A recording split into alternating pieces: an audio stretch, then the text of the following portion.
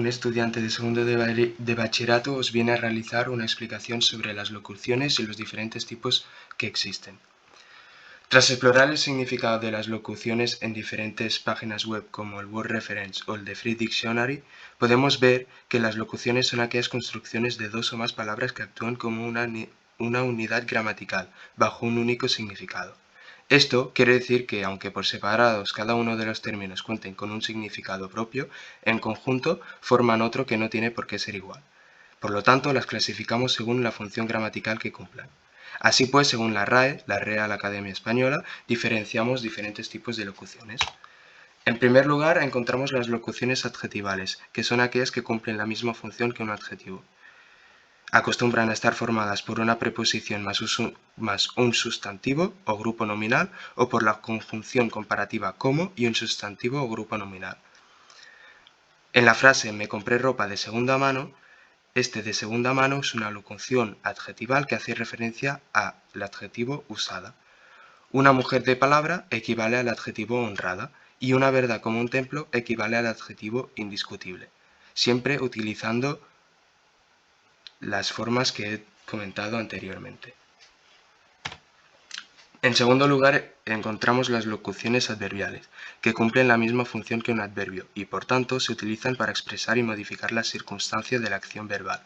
En general, acostumbran a estar formadas por una preposición más un sustantivo, un adjetivo o un adverbio. Las clasificamos igual que los adverbios y, por lo tanto, encontramos diferentes tipos, como el de modo, avanzamos poco a poco, que se refiere al adverbio despacio, de tiempo, como por ejemplo vino al instante, que hace referencia al adverbio rápidamente, de lugar, como por ejemplo lo veo a lo lejos, que hace referencia al adverbio lejanamente, o de afirmación, con la frase desde luego es cierto, que se refiere a verdaderamente, de cantidad, con la frase cogió 5 ni más ni menos, que se refiere a exactamente, y finalmente de duda, tal vez venga, que se refiere a quizá. Y si lo aplicamos en una frase podemos ver la siguiente. El delincuente le disparó a quemarropa, sin mediar palabra alguna. A quemarropa se refiere al adverbio directamente. En tercer lugar encontramos las locuciones conjuntivas, que son aquellas que cumplen la función de conjunción y, por tanto, sirven para unir varios elementos de la oración, como por ejemplo así que, por más que, a pesar de, y si lo aplicamos en una frase encontramos te explicaré el ejercicio a condición de que prestes más atención en clase, a condición de que es una locución conjuntiva que hace referencia a la conjunción sí. En cuarto lugar encontramos las locuciones nominales, que son aquellas que cumplen la función de sustantivo. El más allá, el que dirán, la carne de gallina, el cuento de nunca acabar.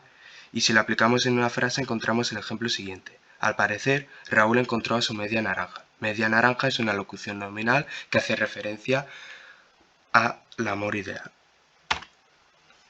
En penúltimo lugar, encontramos las locuciones preposicionales, que actúan igual que una preposición y en su composición siempre se encuentra una o más de ellas.